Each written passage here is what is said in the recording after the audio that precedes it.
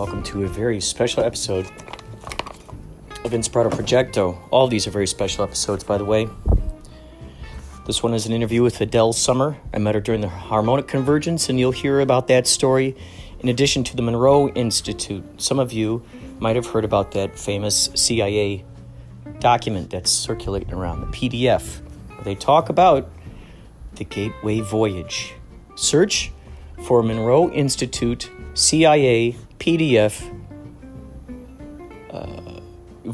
Gateway Voyage or Gateway Experience. Type that in and you'll be able to read the PDF where they had actually done the research on it, on this place, Monroe Institute.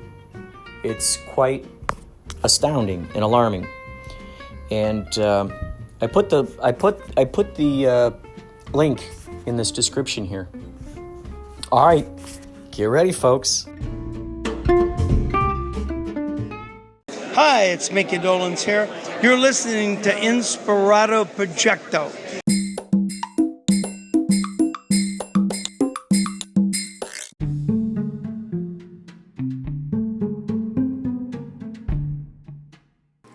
So, what would you say? Like, what first? I didn't ask you this. What first led you to the harmonic convergence? How'd you hear about it, and how did that all transpire? That is a mystery to me. I wasn't really planning ahead on it or anything. I just saw it pop up. I wasn't paying attention to, that it was coming or anything. And all of a sudden, I just saw it on my computer, and I just went right to it. It was kind of like magical. It just showed up. Oh, that's great. So how many days was it into it by the time you found out about it? Did you find out about it on the first day? Yeah, I was there for every day.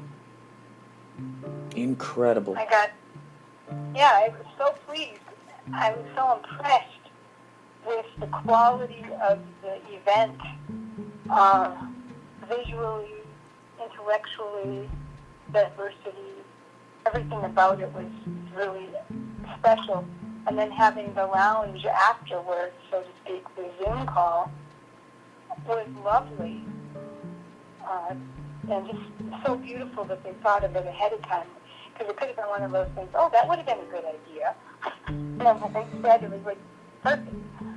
Yeah, well, it was great, but because it gave everybody who had been watching the harmonic convergence a chance to talk about with the information that they learned. Then, of course, all that stuff that we learned throughout the week would just stir up certain experiences that people, had never shared before, or finally felt inspired to share because they felt that there was a safe community of people on there. And so,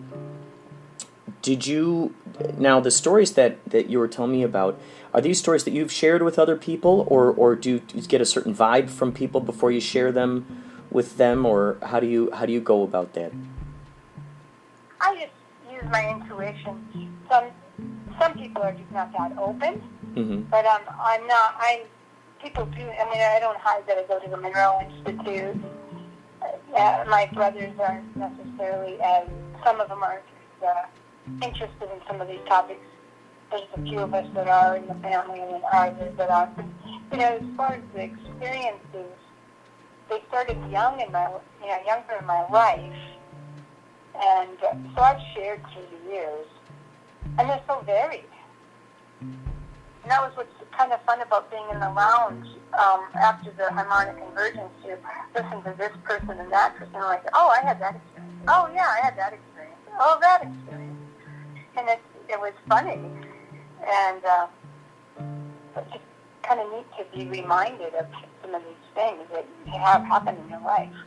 Well, yeah, and what's so interesting, because I had come across that the CIA PDF, it was printed up about this agent's explorations through the Gateway experience, or the Gateway Voyage, and the Monroe Institute, and all the different things there. And in order for him to explain what he had done there, he had to, talk about all this stuff, astral projection and hypnosis and meditation and what all those various things do for the brain. Because as you're reading this thing, you get the idea that he's doing the best he can to try to present this information to people that are not necessarily trained in exploring, these subjects that are psychedelic in nature. So what? Right. And then for you to be in the Zoom after party and you talk about the Monroe Institute, I'm like, oh my gosh, this is the first person that I've met who has been there, who can shed some light on the subject here. So, okay, what drew you to the Monroe Institute, and how'd you hear about that? Well, that's kind of interesting. In the 70s, I read Bob Monroe's book. I think I saw him on Dick Cabot show years ago when I was a kid. And so I got his book when it was published, and then I read it, and then I would practice his technique. And then I went on to other things in life, university and etc. Had a full-on life. And then later in the 2000s, I found out that there was actually a Monroe Institute, and I'm like, oh my God, I can't even believe I missed out. I could have been doing that my whole life. And so I finally, I was just so excited to find out that it existed. I ordered the Gateway program in the CD form, but in order to go to the Institute, you have to take the Gateway program as well. Even if you've done the program at home, you still have to go there. And there's really nothing quite like being at the Institute to have your experiences, because it's just truly a beautiful place. Incredible. So Monroe, he formed this institute because he wanted to tune into the various frequencies of astral projection. No, he was a special, he was a sound man, a radio show producer and TV producer, and he wanted to create cassettes that people could listen to at night to train their minds to learn something and not just wasting time sleeping. Wow. And somehow, some way, the frequencies, when he was doing that, caused him to start, probably this is what caused him to start going out of body. And he was so curious about what happened to him. He thought he had a brain tumor. He just wasn't sure because he'd never heard of such a thing.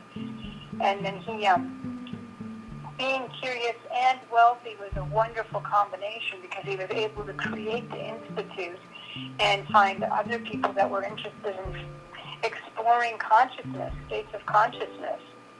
And they developed a technique of using frequencies with the binaural beat and the hemisync in order to stimulate these states of consciousness.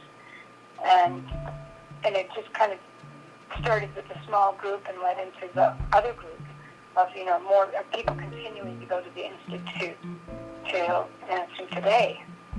Although with COVID, it's more online right now. So what was the very first, did you kind of, since you had sort of primed yourself from reading his book and tested out some of that stuff, which, by the way, when you tested it out, were you able to achieve astral projection from testing out the methods in his book? I did. Not a lot of times, it's like, I got out. It was really neat. I had been working, they called me the Listless Teamster, because I was working for Del Monte in Stockton, California, and we did work 7 days in a row for 7 weeks. And so I had a really steady life. So after I'd get done with the work, I'd come home and do my practice of out of body, and I finally was able to get out and could feel this incredible wind, and I was up in the ceiling, like looking at the wallpaper up in the ceiling in the corner of the room, and it was just very cool. And my friends were interested in that sort of, conversations and things too, because I, the University of Berkeley, and my friends were just interesting as well. So I had that experience in Stockton, and then we continued to practice. But we had other things going on. The job ended, and then it was just back to being like a student and doing other things and got sidetracked. So I call regular life the sidetrack, which is kind of fun. So when you eventually came to the Monroe Institute, and at least having a little taste of being able to kind of do that on your own just from reading the book, when you were at that institute, was that the first thing that you studied? Was how to maybe enhance your astral projections even more, or did you start with something different? Well, I had that. That was my goal, was to have have it enhance my ability to be out of body. But I turned out to be one not as adept as some of the people in the course. But it was okay because it was such a rich experience in people, conversation, listening to the frequencies, just the states of mind that you can get in.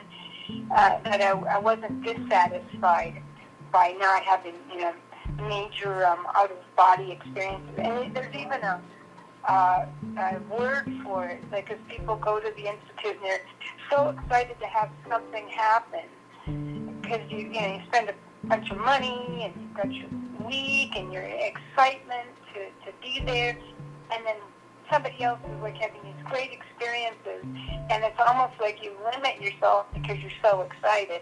But the term is called focus envy, because when you go, you're listening to these different, frequencies, and they bring on, they call it focus 10, focus 12, focus 15, etc. And so it was just kind of a joke, like, oh man, they did really well. And it's just being human, it's funny. Wow. So what like when you... And I went back. I've gone 5 times to the Monroe Institute, and there's been various really interesting experiences that happened while there and after too. So when you walk, because some of the people who are going to be listening to this might not even know what astral projection is or being out of body is, or it might sound very frightening to them. First of all, with the Monroe Institute, he figured out that certain frequencies would take you into specific kinds of realms of consciousness, so to speak, right? Yeah, right. And you were saying that there are different focuses, so to speak. So different focuses or different levels, and right. It's called a focus 10, focus 12, just to give it an arbitrary name and number to assign to the frequency that you are listening to. And then it's to learn how to use those frequencies or those states of mind. First you listen to it with the CDs, but it's also to train you to be able to go to those states without any kind of equipment. You can just lay down, meditate, and go into those states. They're learned states to go to.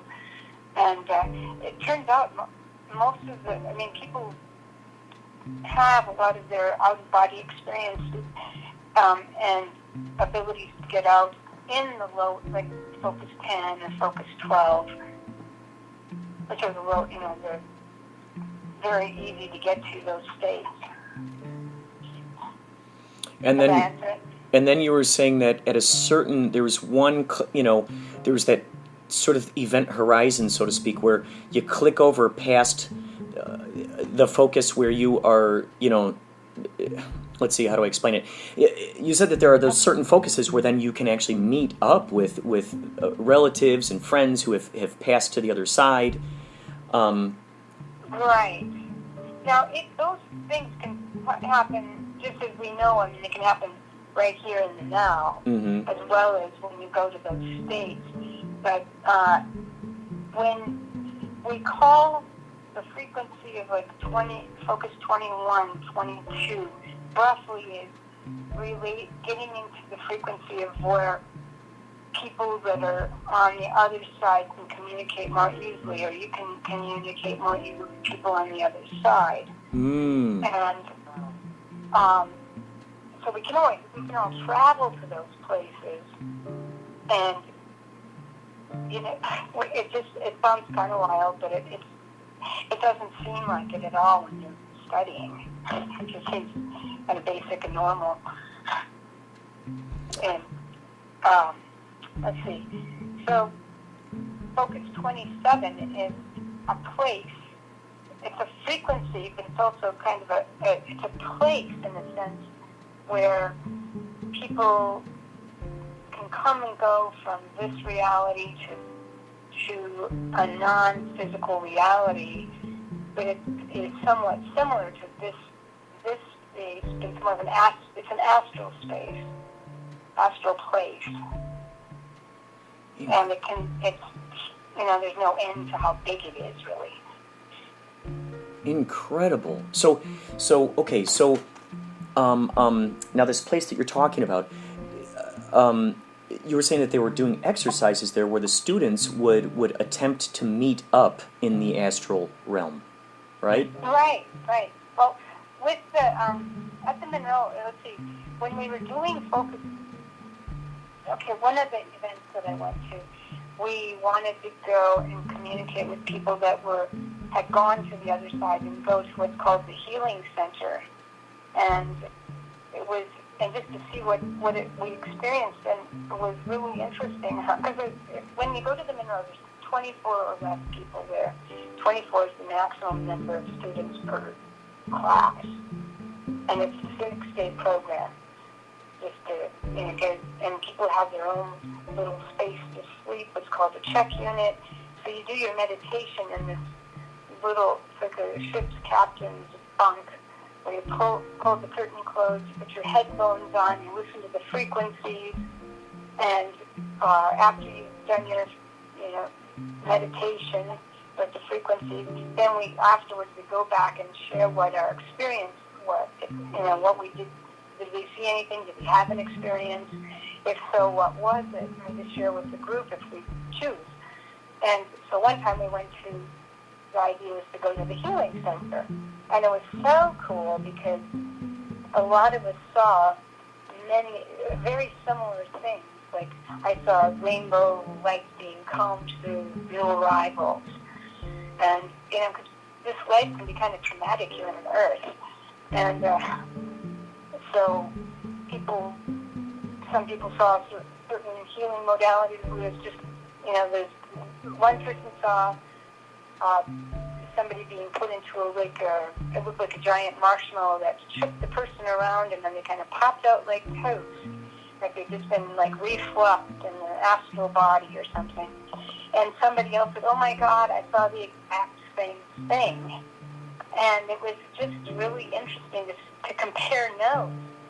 Because you go in and not having a clue what it might look like, and then you come back with so many of the same people saying the same thing.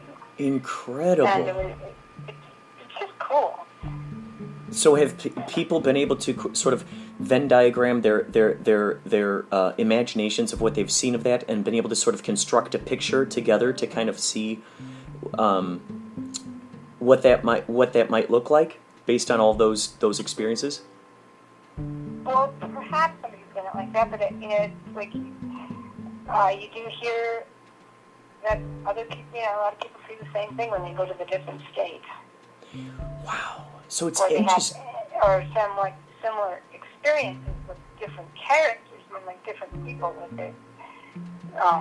Apparently, there's another Monroe Institute in Focus 27, so you can try to go up there and visit that one. Oh my gosh, that's incredible! Cool. That's wow. Okay, so that's really interesting. So then,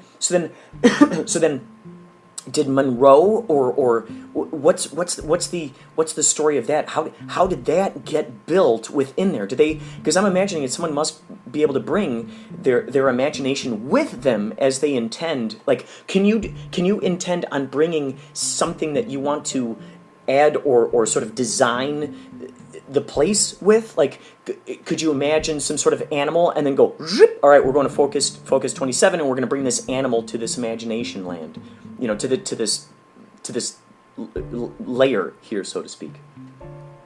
Well, as far as with the Monroe Institute, that supposedly is in 27, I didn't personally see it, but people have described it, and I think that transpired after Bob and Robert Monroe passed.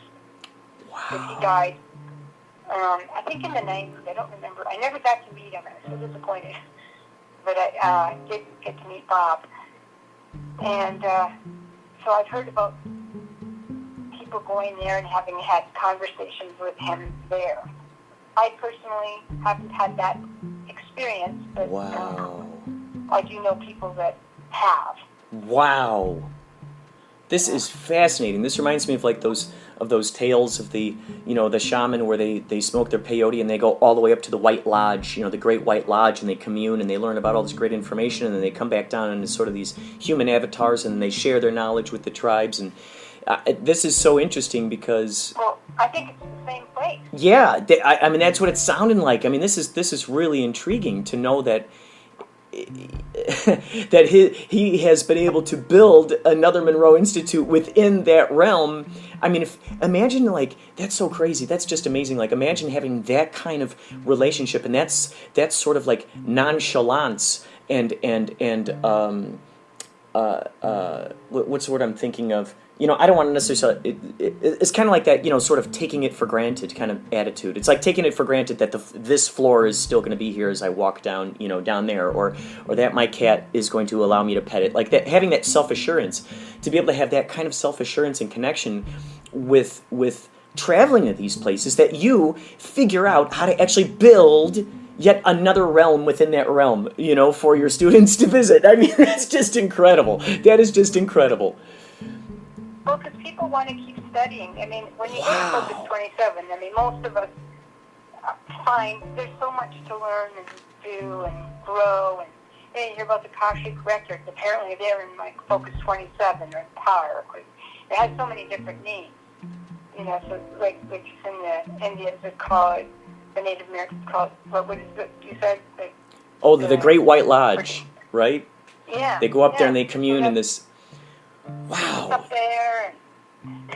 Incredible. So, okay, so when you astral travel, can you, because it's been said that our subatomics are just blipping in and out of existence. They're not necessarily here. They're nothing you can really grapple onto. And so we're in a sense, moment to moment, like all possibilities exist. But it's really, truly our freedom of choice that's, making us go, I'm flipping over to this choice right now, or going over there. So with astral projection, are you traveling between dimensions? Are you?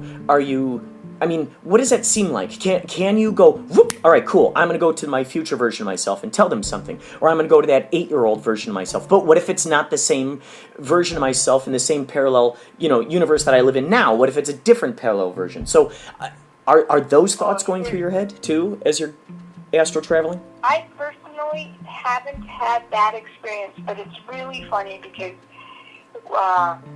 Mark Sims talked about that during the harmonic convergence. Dr. Joe Dispenza talks about that experience of being able to communicate, like realizing a past self or a past life connected, and he didn't realize it at first, but that was, a real thing. And Bob Monroe talked about that.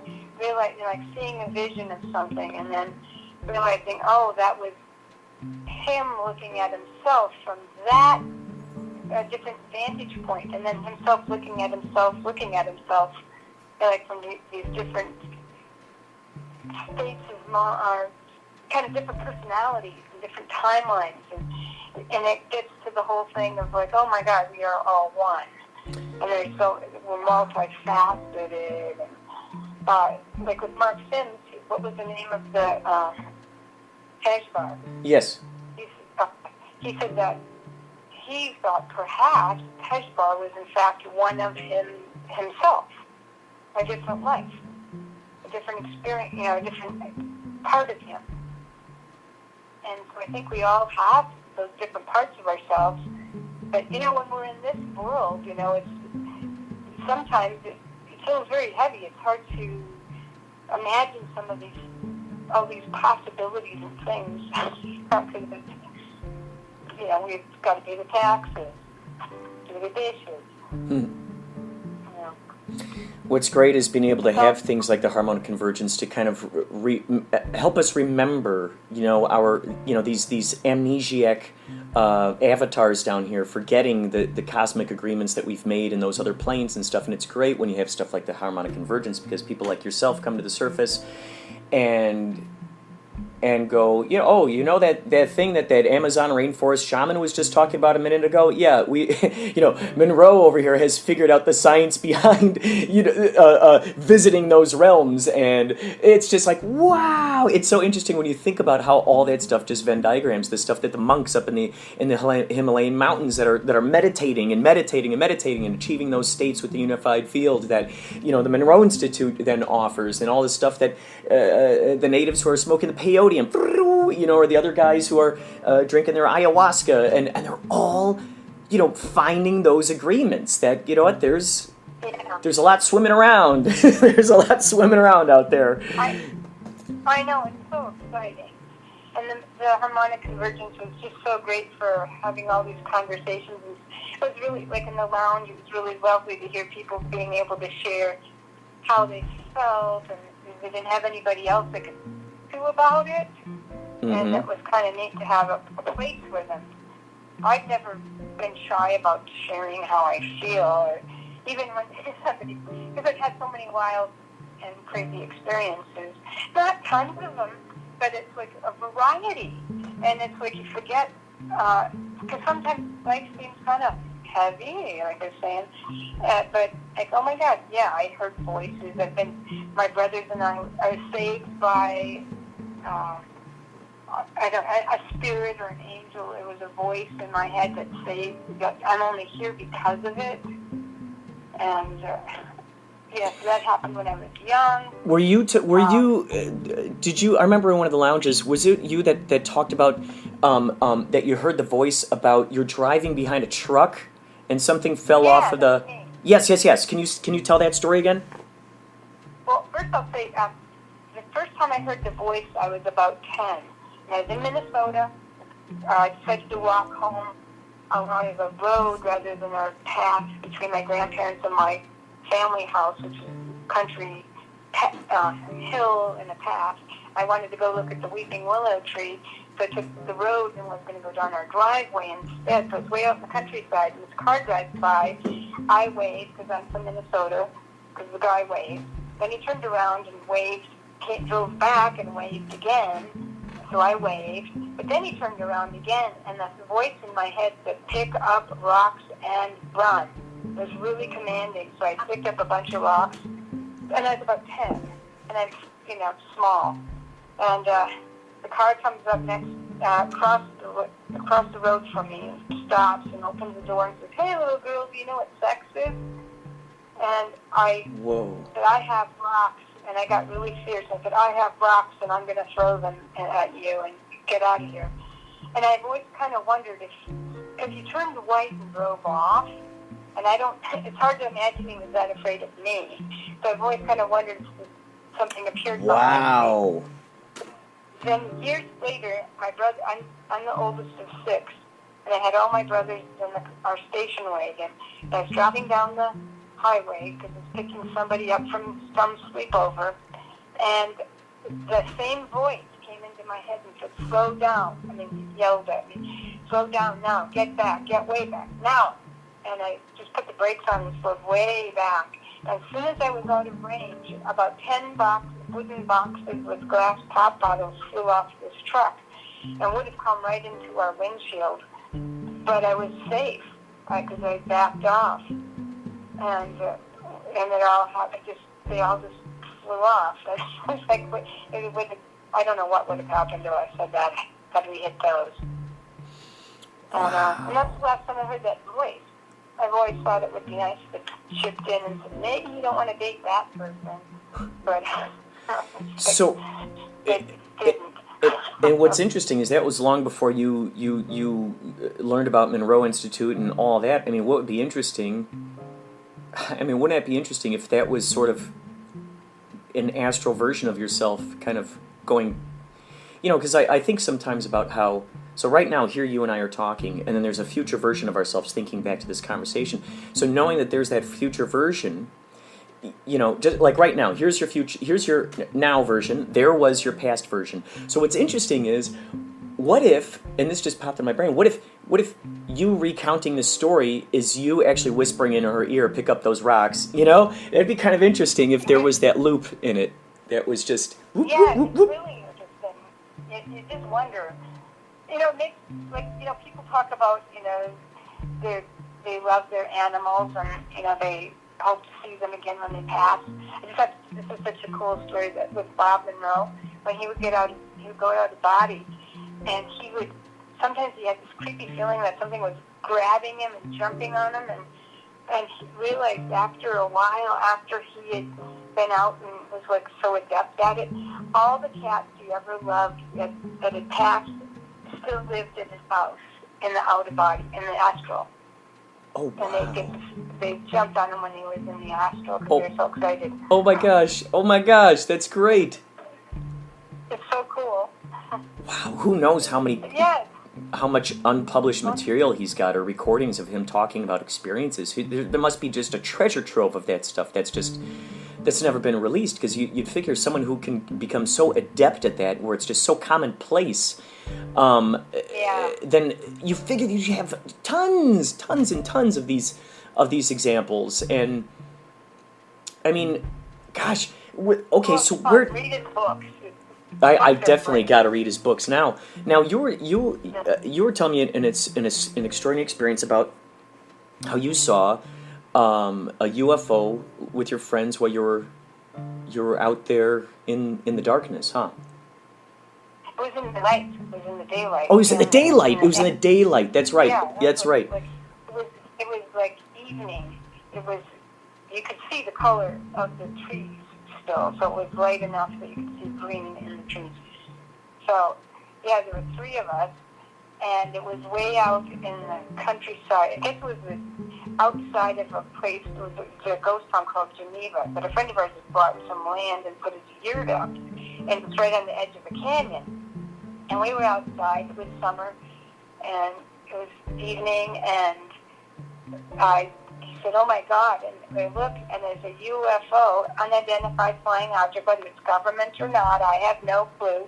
But I've never seen anything or heard of anybody mention one like this since. And it would be cool if somebody else had this experience. But it was metal, and it had portals, and it was an orange light within, and it made a noise like and every time it made that noise, an orange light would go behind it, with a pulsed engine or something, and it was going about 20 miles an hour, and we watched it for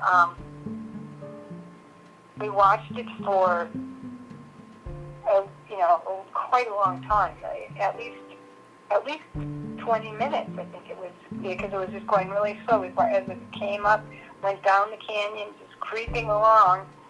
Yeah, clearly floating. Whoa. It was below the horizon, because it was a canyon, and there were trees that were higher than it on the other side. But we were roughly parallel to it. Incredible. Now, if you were to say how long it was, or wide, depending on, I guess, what your perspective was, what would it, was it the size of a school bus? Was it bigger than that? Was it? It was okay. I think it's been a while. It was like about 1993 when I saw it, and I was with two other people that saw it just like I did, except I did not have my glasses on, so I can't do real clear details on it. But as far as, it wasn't one of these giant ones that cover a city that you hear about. It was just, and it didn't have a wingspan. It was more elongated, and it had, so it was a silver bottom, it was metal bottom. Then it had a part above where people would be in, and I don't recall, if my friends saw clearly who was in it, I just remember it being the orange light was in the inside as well as what shot out the back. It seemed like it was probably at least twice as big as way bigger than a bus. Wow. So, it's just amazing. I'm visualizing this as it's just moving along so slow. And so you said it wasn't a disc, but more of kind of a cigar shape? More elongated, yeah. Or more elongated. Gotcha. More elongated.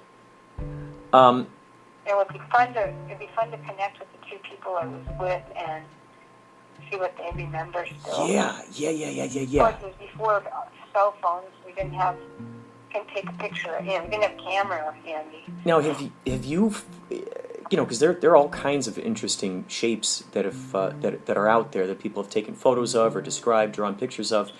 Have you seen yet any of those photos or pictures that people have drawn that closely match up to what you remember seeing?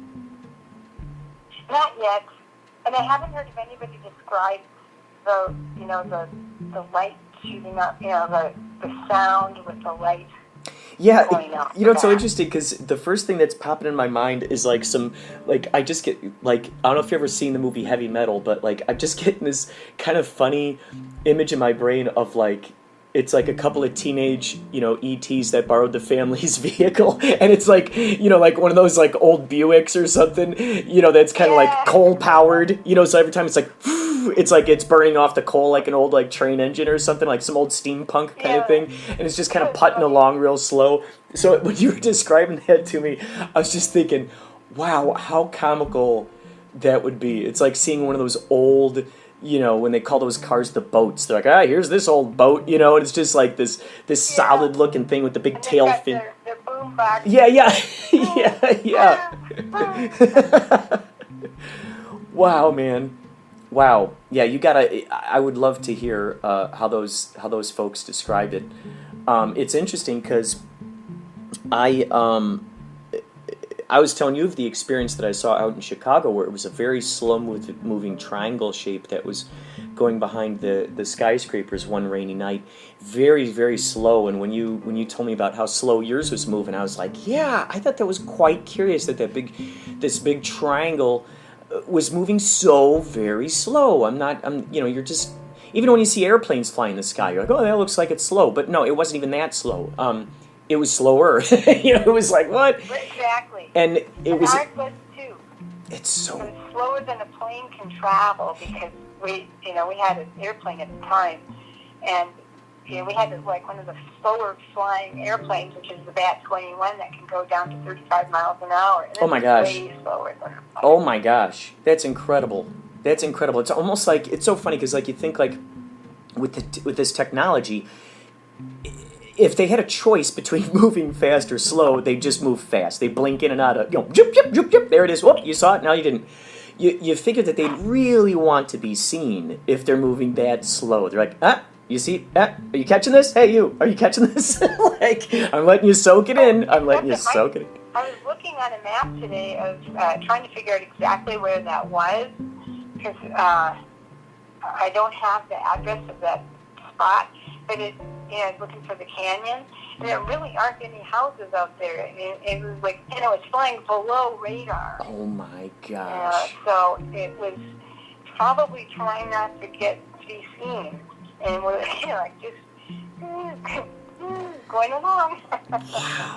Wow! What's so interesting is, the whole harmonic convergence was with the intention of meditating these worldwide UFO sightings, and I thought it was really interesting. A few days ago, an article came out saying why the sudden spike in UFO sightings. There were 299 of them that were reported across the globe, many of them in California, but 399, that's what it was. I misquoted myself when I typed it to someone earlier, but it was 399 throughout the month of July. Now, what's so interesting is July is not yet over, and that article came out about, it was about a week ago, and it was interesting because we did the harmonic convergence between July 5th and the 14th, and so I thought that's really cool that someone's writing this article about seeing all these things, and so I found the writer, and I found him on Instagram, and I sent her a message. I said, you know what, those UFO sightings? Well, check out what happened close around that time, and here's Mark's here's Tejbar on Instagram. Get a hold of him. Talk to him about this, because that would be an awesome follow-up article. And what was interesting was two days ago, I saw beyond my trees here, I saw a cloud that was in the shape of, you always see those cloud where they're like, is this a UFO or is this a cloud? And it had that look about it. We're like, oh, this is interesting. And I was looking up at it, and I don't know what possessed me to not take a photo of this thing, but I was looking up at it going, wow, that cloud looks very much like a UFO. And then sure enough, I ended up coming across some TikTok video where they're going, oh yeah, UFOs there's technology, where they showed this thing where there's technology where these UFOs can camouflage themselves in what looks like a cloud. And so they're hiding themselves in a cloud of what looks like a UFO, but they're a UFO hiding in the cloud. It's so interesting, and I'm going, perfect. Okay, yep, that was I wanted my UFO sighting loud and clear during the during the harmonic conversions, and well, there it is, loud and clear, yet it's still going, I'm going to be mischievous about it and hide myself as a cloud. I mean, it was amazing. I can't believe I didn't take a photo of that, and it makes so much sense. Interesting, isn't it? Yeah, it really is. It is. It's crazy, because like so many of these sightings we hear about, and people are like, well, I just didn't have my camera. It was a perfect UFO, and it was bright, and it was sparkly, and there it was, and it was right over my house, and I don't know why I didn't think to grab my smartphone and just take a few photos. And it's like when you're in the majesty of it, when you're in the majesty of it, you're too busy looking at it and wondering, what is this, what I think it is, and do I want to blink, because if I blink it might disappear, and there are all those thoughts that are going through your brain. Run in and grab your phone. Yeah. Gone. Yeah, because it's like, it's always cool if you have another person. Well, it's kind of interesting. It's the harmonic convergence. One of the people during the event, or on one of the lectures, talked about celandine. So I thought, oh, cool, I'm going to go into my local stone shop and see if they have some celandine. And so I went in and asked the fellow if he had any, which he did, and it was lovely.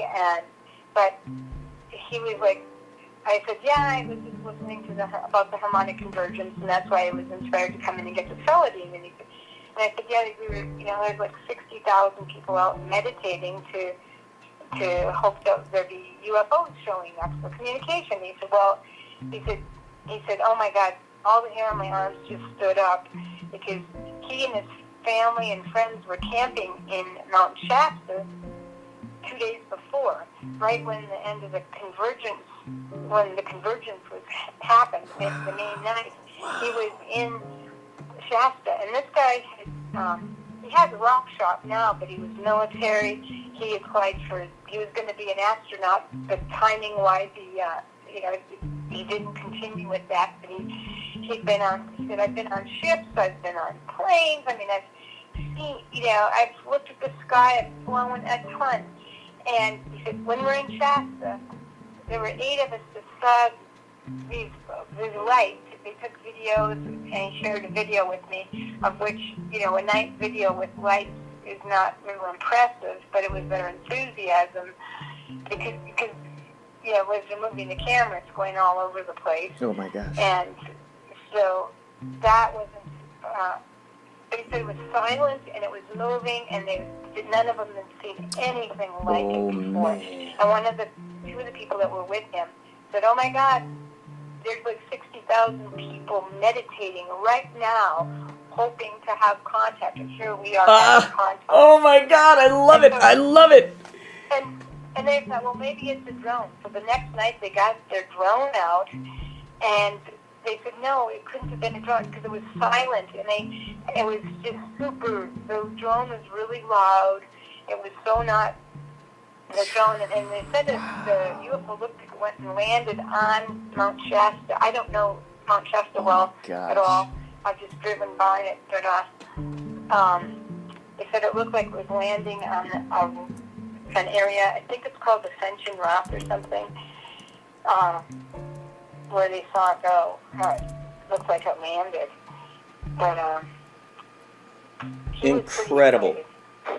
Incredible. I love it. Gosh, I just love hearing these synchronicities of these things that are happening. The fact that you went in there to get the selenite, that is the same. So what's crazy is that I've been sleeping with it, you know, and it's been giving me some really great dreams. And I thought it was great that you had gotten it. You fell asleep with it, and then you ended up hearing the podcast where I'm interviewing Nikki all about it, right? I know. Gosh. And noticing that I've been having better dreams. Oh my gosh. Like it's kind of funny. It's like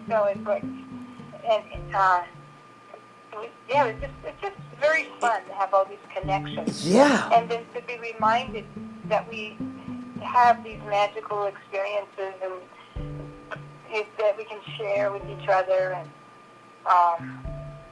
that, you know, anybody might be having these experiences, and it might have a real variety of experiences, and you're not necessarily a strange person, you're just a person that's had all kinds of magical things happen. That's what you were saying at the Monroe Institute. You know, this kind of talk is just so commonplace that, you know, there's no, like, in a sense, you don't really have someone who's immediately rushing to enter the conversation and go, now wait, there's no scientific evidence for those ghosts that you're seeing. You know, now wait, there's no scientific evidence for that astral projection that you're experiencing. Now wait, there's no, you know, and it's like there's no one there to like shut it down, but just go, oh wow, that's fascinating. That reminds me of a story that I had when I talked to my crystal the other day. You know, and you know, it's like it's so cool to know that something like that is so commonplace. Yeah, at that place. You know, when I had a major orb experience before I'd ever heard about people talking about orbs. You know, like, where was that at? What was that like? That was really cool. It was in the 1995 about.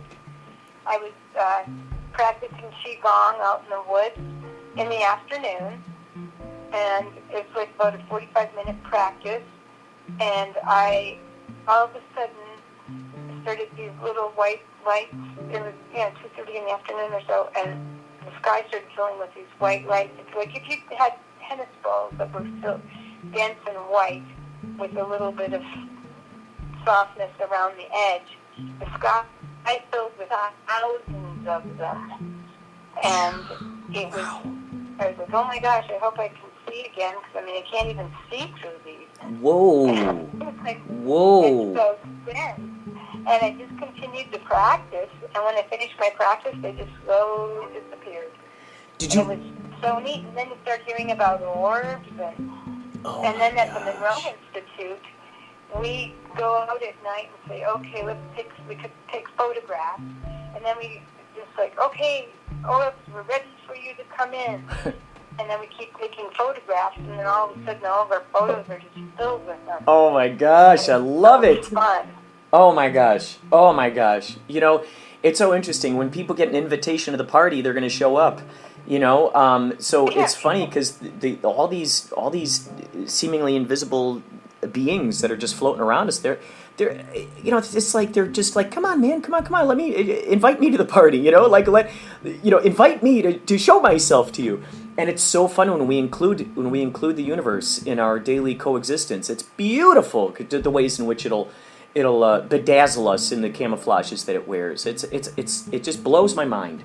What other interesting experiences have you had? You were telling me that all these sort of like paranormal experiences you've had happened in the daytime, which is usually quite a rarity. Yeah, I know. It was nice. I was going to say one thing. You know, people talk about protection and like out of body. Like Bob always says, like a little protection, inviting the good energies in, equal or higher energy. And I think of myself being shrouding myself in a white light with a semi-permeable protection, so that like the good energies can come in to reach out for me, versus but not to let in things that I don't want in my field. Amazing. So, just one idea. But let's see. Yeah, so I saw the UFO was in the daylight. I've seen interesting lights at night, but it's like it was when it's a solid piece of metal flying by with orange lights going out.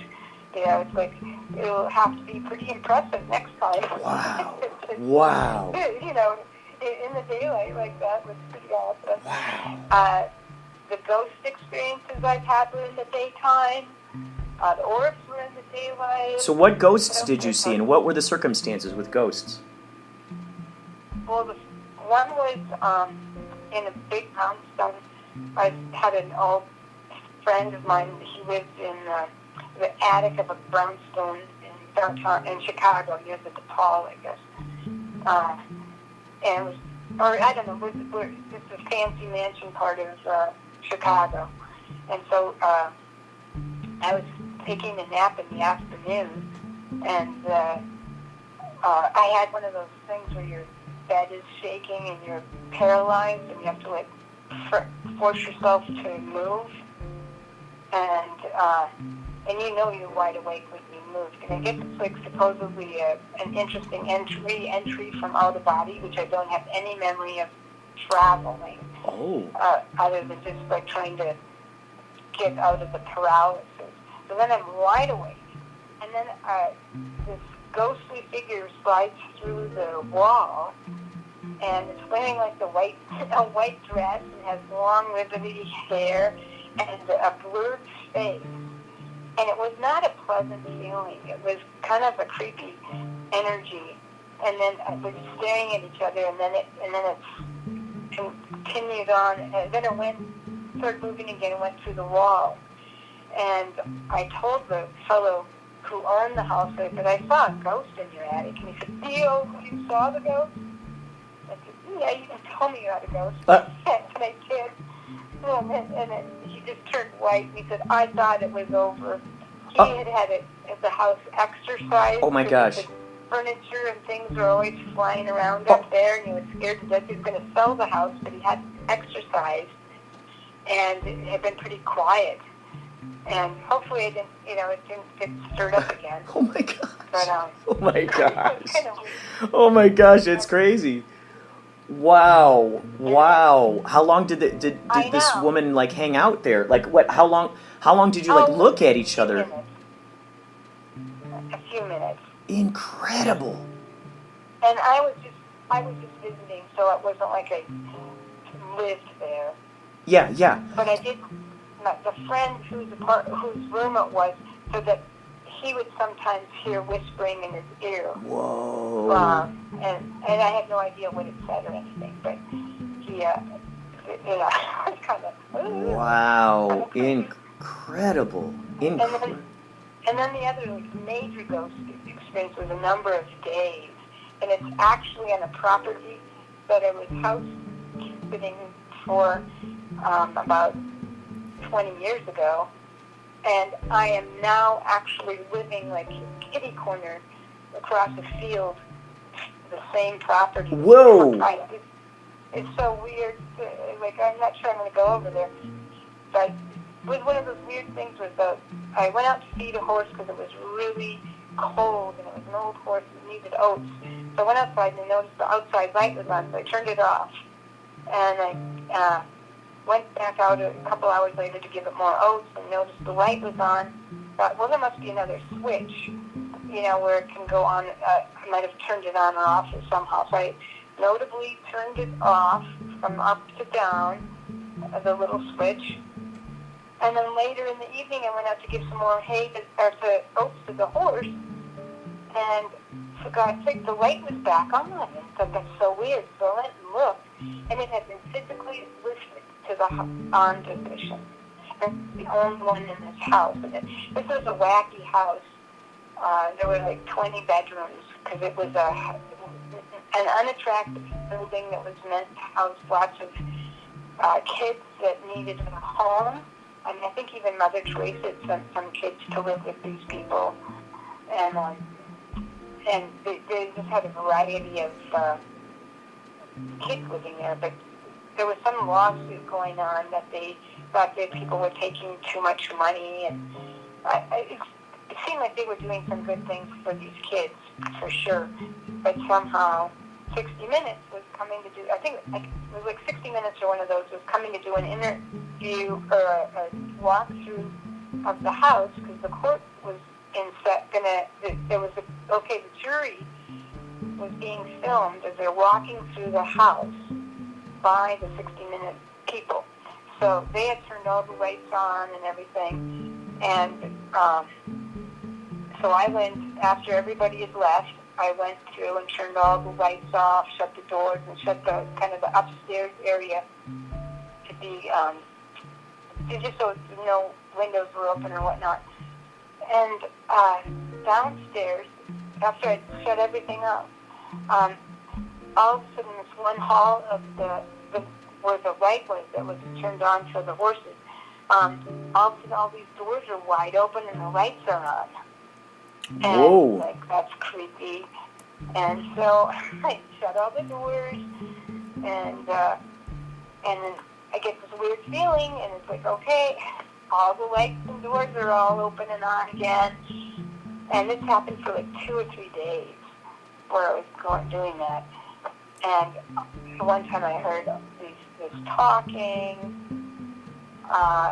in the morning when I woke up, and there was nobody at the house.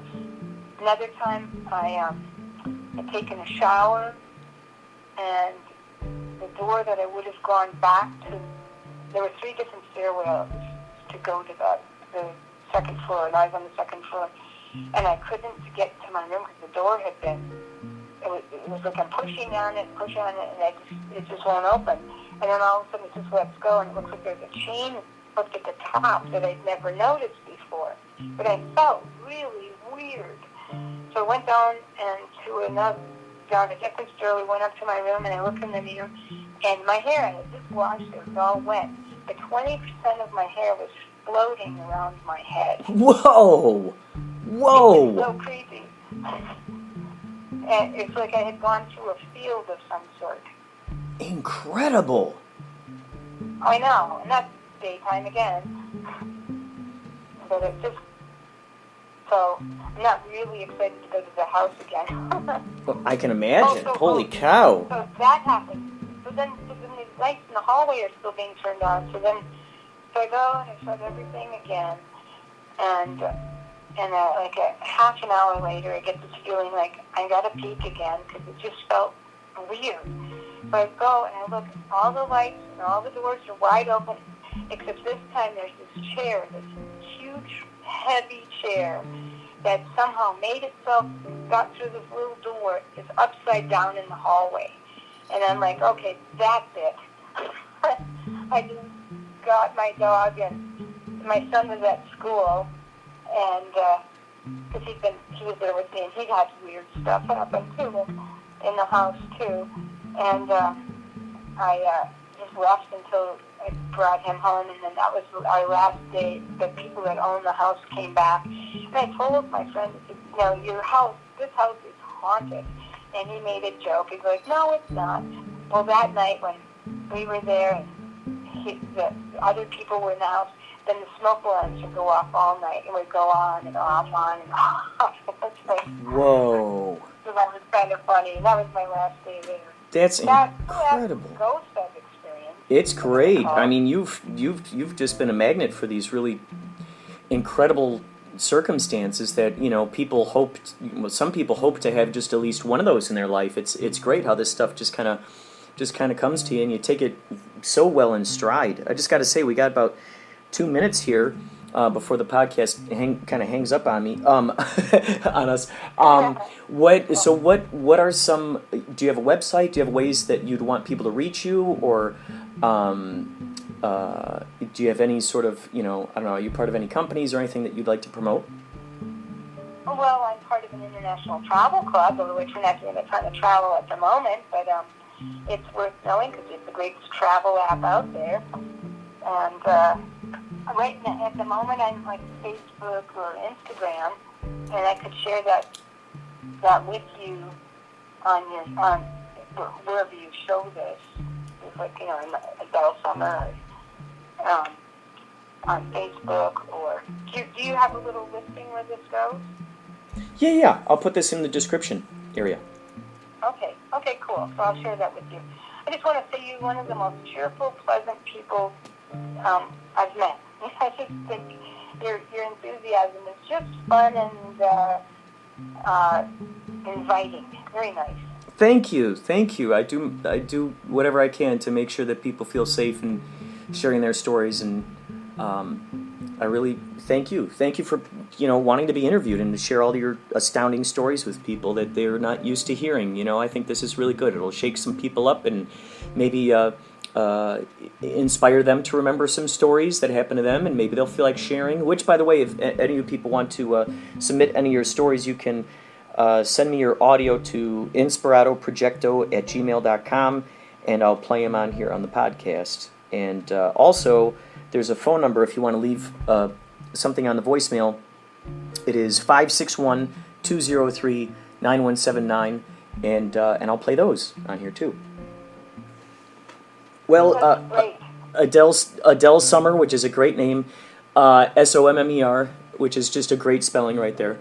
Adele Sommer, thank you so much for being on the show and talking with me, and this is just really cool. That's so fun. Thank you so much, Kurt. You're welcome. And we're all magical beings. We all have experiences. It's pretty neat. Yes. All right. We'll take care. Thank you. Talk to you later. Bye. This is Blythe Baines, and you're listening to Inspirado Projecto.